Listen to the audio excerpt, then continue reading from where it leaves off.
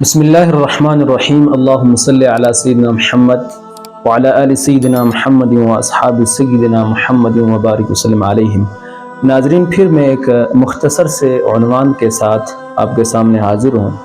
شاید یہ عنوان کچھ کے علم میں یہ چیزیں ہوں اور کچھ اس کی تلاش میں ہوں، لیکن چونکہ یہ بھی نبی علیہ السلام کی سیرت طیبہ سے تعلق رکھتا ہے، اس لیے میں نے مناسب سمجھا کہ آپ کے سامنے یہ چیز لائی جائے، شیئر کی جائے۔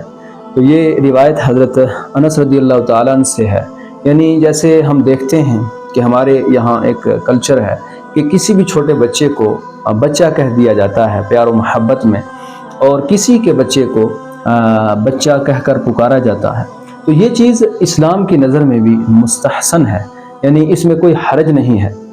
یہ روایت حضرت انس سے ہے، عن انس بن مالک رضی اللہ عنہ قال لی رسول اللہ صلی اللہ علیہ وسلم یا بنی۔